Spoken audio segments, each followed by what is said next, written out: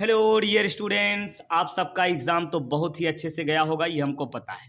अब चलते हैं हम, ये जो प्रश्न पत्र का संकेतांक 801 बीडी है, इसके सभी प्रश्नों को हम लोग समझते हैं। एक बार मिला लीजिए थोड़ा सा क्या जाता है। तो चलिए एक एक प्रश्नों को हम लोग समझते हैं। जैसे ये रहा पहला प्रश्न, शुक्ल युगीन लेखक कौन है? तो इसमें से आप सबको पता होगा कि ये नाभादास ये भक्त युग के हैं, ये भक्त युग के हैं। और शिवपूजन सहाय जो हैं वो आधुनिक युग के हैं। राम प्रसाद निरंजनी ये छायावाद युग के हैं। ठीक है, तो इसमें पूछा जा रहा है शुक्ल युगीन, तो छायावाद को शुक्ल युग कहते हैं, तो यही सी वाला इसका करेक्ट होगा। और अगला मोहन राकेश नाटक है, मोहन राकेश ये नाटक है किसका? अजात शत्रु दिए। अजात शत्रु जो है ये जयशंकर प्रसाद जी का है। चलिए थोड़ा थोड़ा लिखते चल रहे हैं ना, जयशंकर प्रसाद, एक मिनट पेन से लिखें, जयशंकर प्रसाद। और सिंदूर की होली जो है ये लक्ष्मी नारायण मिश्र की है। यहाँ लिखेंगे लक्ष्मी नारायण मिश्र, लक्ष्मी नारायण मिश्र की है। और स्वर्ग की झलक, ये स्वर्ग की झलक जो है ये है उपेंद्र नाथ अस्क की, ये है उपेंद्र नाथ अस्क की। ठीक है, और ये आधे अधूरे ये है मोहन राकेश का। तो यही सही जवाब होगा इसका। ठीक है, ये इसका सही जवाब है। और फिर इसके बाद हम देखेंगे अगला प्रश्न, साहित्य की विशेषताएं लेख की विधा है। अब साहित्य की विशेषताएं लेख की विधा, इसमें हमको तो है थोड़ा सा डाउट है। यहाँ पे समझिए कि लेख जो है ना ये संरचनात्मक और सूचनात्मक होता है। तो इसमें से आलोचना संरचनात्मक तो हो सकती है, सूचनात्मक कैसे होगी? और उपन्यास निबंध, तो इसके आधार पर हमको लग रहा है कि निबंध ही होगा। ठीक है, इसमें थोड़ा सा हमको है डाउट। तो चलिए अगला देखते हैं। अगला प्रश्न, महंगे आंगन चहके द्वार के रचयिता हैं कन्हैया लाल मिश्र प्रभाकर, महादेवी वर्मा, राम वृक्ष बेनीपुरी और फिर ये प्रभाकर माचवे दिया हो। तो ये इसका सही जवाब है कन्हैया लाल मिश्र। अगला, उसने कहा था कहानी, प्रसिद्ध कहानी के कहानीकार हैं ये चंद्रधर शर्मा गुलेरी जी। ठीक है, चंद्रधर शर्मा गुलेरी जी जो है इसका सही आंसर होगा। अगला देखेंगे, रीतिबद्ध काव्य धारा के कवि हैं। तो रीतिबद्ध काव्य धारा के कवि जो हैं वो केशव दास। इसके अलावा जो है भिखारी दास, मतीराम, ये भी रीतिबद्ध काव्य धारा के कवि हैं। अगला देखेंगे, प्रयोगवाद युगीन कृतियां हैं। तो प्रयोगवाद युगीन कृतियां ये जो है कामायनी, देखिए कामायनी जयशंकर प्रसाद की है, इसको ये छायावाद युग की। प्रिय प्रवास जो है द्विवेदी युग की, अयोध्या सिंह उपाध्याय हरिओद की है। और रंग में भंग ये जो है द्विवेदी युग मैथिली शरण गुप्त की। और ये धूप के धान ये गिरिजा कुमार माथुर। तो ये प्रयोगवादी युग कहा जा सकता है ना, यही इसका सही जवाब होगा। ठीक है, चलिए अगला देखते हैं, सुमित्रानंदन पंत की रचना है। तो सुमित्रानंदन पंत की रचना कौन सी है ये तो आप सबको पता है ना। तो चलिए एक एक सबको समझते चलते हैं। हिम तरंगिनी, इसकी रचना जो कार जो है माखनलाल चतुर्वेदी हैं। और ये चितंबरा लिखा है सुमित्रानंदन पंत जी ने। यशोधरा है मैथिली शरण गुप्त की।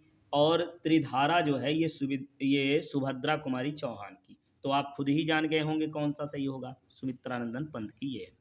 तीसरा सप्तक का प्रकाशन वर्ष, देखिए क्रम से हमने याद कराया था ना, देखिए और बताए थे कि ये 101% ये आएगा ही आएगा। और देखिए सामने है आपके।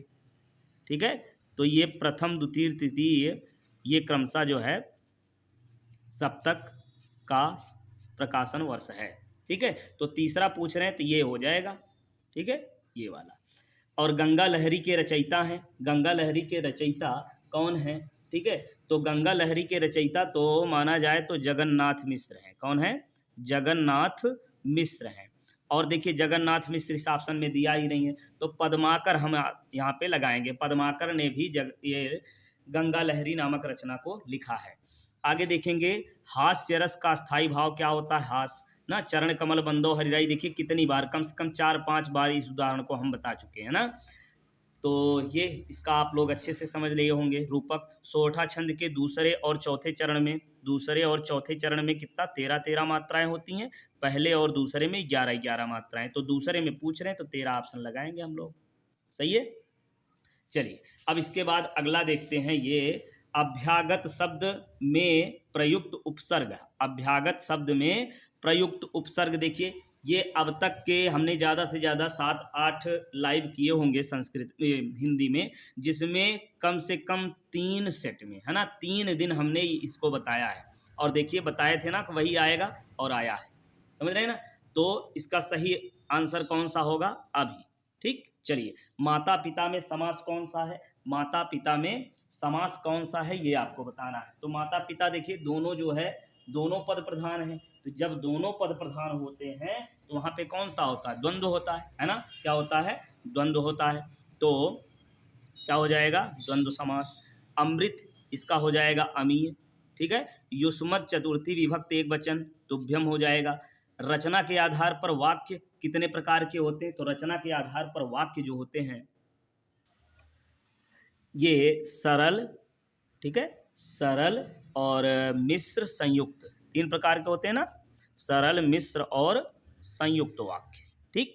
तो कितने हो गए ऑप्शन, आप लोग जान ही गए होंगे कौन सा सही होगा, ठीक है। तीसरा भाववाच्य, अगला इसमें देखिए ध्यान से, भाववाच्य, भाववाच्य में प्रधानता होती है। अब देखिए तीनों का क्रम से समझिए, देखिए कितनी बार, कम से कम 3-4 बार इसको बता चुके हैं।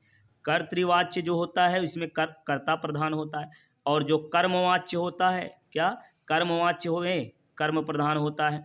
और जो भाववाच्य होता है, भाववाच्य में क्रिया की प्रधानता होती है, ठीक है। विकारी शब्द के कितने भेद होते हैं, तो विकारी शब्द वही संज्ञा सर्वनाम विशेषण क्रिया, ठीक है। तो कितने हो जाएंगे ये 4, ठीक है। कितना हो गया 4, यानी डी वाला इसका सही होगा। तो इस प्रकार से सभी ऑब्जेक्टिव प्रश्न ये हो गए। और देखिए इसके अलावा बाकी प्रश्नों को भी एक बार एक झलक देख लेते हैं। जैसे गद्यांश में देखिए 2 आता है, तो इसमें ये पहला वाला ममता जयशंकर प्रसाद जी का है, संदर्भ आप लिख ही लेंगे किस प्रकार से, ठीक है। और दूसरा वाला आप लोग कमेंट बॉक्स में बताएंगे कि कौन सा इसका है, ठीक है। चलिए अब तीसरा ये देखिए, मिला सेव्य का हमें पुजारी सकल काम, देख पा रहे ये ऐसे। चलिए अब क्लियर दिख रहा होगा, ये पूरा दिखा दें, ठीक है। तो इसमें आपको बताना है कि ये किस पाठ से लिया गया है। तो ये भारत माता का मंदिर यह नामक पाठ से लिया गया है, और इसके लेखक जो है, रचयिता कौन है, मैथिली शरण गुप्त जी हैं, मैथिली शरण गुप्त जी हैं। और ये क्या है, भारत माता का मंदिर यह, लिख दें, भारत माता का मंदिर यह, ठीक। चलिए इतना पर्याप्त है। अब अर्थ भी बता दे, क्या मिला सेव्य क्या हमें पुजारी सकल काम उस न्यायी का। इसमें देखिए बात ये है ना कि ये धन्यवाद व्यक्त कर रहे हैं भगवान को कि हमें जो है भारत देश में जन्म दे करके हमें जो है यहाँ सेवा करने का अवसर मिला है, और सकल काम उस न्यायी का, इस भगवान को उस सकल काम उस न्यायी मतलब भगवान का जो है शुक्रिया है ना। इस बात को कहते हैं मुक्ति लाभ कर्तव्य यह है। तो ये जो हमें कर्तव्य करना चाहिए, कर्तव्य का पालन करना चाहिए, भारत के वासियों की सेवा करनी चाहिए, और इसका लाभ हमें उठाना चाहिए कि हमें इस भारत देश में हमें जन्म मिला है। एक एक अनुयायी का कोटि कोटि कंठों से मिलकर उठे यह जयनाद यहाँ, है ना। तो एक एक अनुयायी जो है यहाँ पे, भारत के वासी जितने भी हैं, वो करोड़ों करोड़ों कंठों से, मतलब करोड़ों करोड़ों कंठों से जो है भारत माता की जय का जयनाद सुनाई देता है। सबका शिव कल्याण यह पावे सभी प्रसाद यहाँ। तो सबका जो है कल्याण हो और मंगलमयी कल्याण हो, और सभी जो है अच्छे से रहें, सुख को प्राप्त करें। तो इस प्रकार से ये है, रेखांकित अंश की व्याख्या करनी थी, केवल इतने का करेंगे। कोटि कोटि मिलकर के पंक्ति में कौन सा अलंकार। अब देखिए कोटि कोटि करोड़ों करोड़ों पुनरुक्ति अलंकार हम कह सकते हैं यहाँ पे। कौन सा अलंकार, पुनरुक्ति अलंकार। और कोटि कोटि कंठों से मिलकर का वर्ण की आवृत्ति बार बार हो रही है, तो अनुप्रास अलंकार भी होगा। अनुप्रास अलंकार, देखिए अनुप्रास अलंकार तब होता है जब वर्ण की आवृत्ति बार बार हो, है ना। तो अनुप्रास भी है, का वर्ण की आवृत्ति बार बार हो रही है। और पुनरुक्ति अलंकार जब शब्द बार बार आता है ना, तो वो जो है पुनरुक्ति अलंकार हो जाता है। ये हो गया।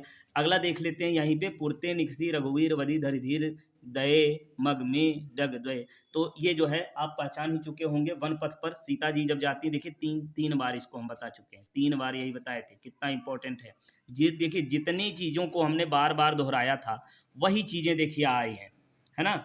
तो चलिए तो इसको जो है अच्छे से समझ लिए ना। वन पथ पर गोस्वामी तुलसीदास जी का है। और ये अगला, ये संस्कृत अनुवाद वाला, इसको तो आप कर ही लेंगे ना। वाराणसी बुक सुविख्यात नगरी, जो भी लिखे होंगे सही लिखे होंगे, 2-3 बार इसको भी बताए हैं। और ये देखिए पुनः ग्रामीणों अप्रवीत ना, तो ये प्रबुद्धो ग्रामीणों से लिया गया है, ये जो है वाराणसी से लिया गया है। और ये जो है अगला, ये रहा अन्योक्ति विलासा, अन्योक्ति विलासा से। और ये अपदो अपदो दूरगामी च साक्षरों न पंडित ना, ये जो है बिना पैर के दूर जाता है, और जो है ये बोलता नहीं है, लेकिन जो है बिना अक्षर के ये जो है ज्ञानी। साक्षरों, ये साक्षर है मतलब इसमें शब्द हैं, लेकिन ये ज्ञानी नहीं है, लिखना जानता है मतलब ज्ञानी नहीं है। और बिना मुख के बोलता है ना, ये सारी चीज़ें। तो इसका उत्तर क्या, पत्र होता है। तो ये चीज़ें तो आपको याद ही हो गई कि किस पाठ से लिया गया है ना, प्रबुद्धो ग्रामीण। चलिए, तो ये हो गया। फिर इसके बाद आपका ये खंड काव्य होता है, इसका आंसर तो आप लोग अपने ज़िले के अनुसार अपना अपना लिखे ही होंगे, है ना। फिर इसके बाद अगला प्रश्न आता है, ये 6वां जीवनी का लिखे होंगे कोई ना कोई, है ना।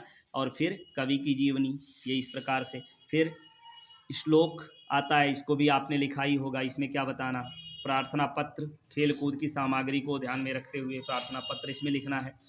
और फिर इसके बाद मित्र को लिए एक पत्र लिखना है। फिर आगे अलक्षेंद्र कह आसीत ना, अलक्षेंद्र कौन था, यवनराज। तो इस प्रकार से इन सभी प्रश्नों का आंसर आप लोगों ने अच्छे से दिया होगा। उम्मीद है कि अगला पेपर मैथ की तैयारी अब हम लोग शुरू करेंगे, अच्छे से पढ़ेंगे।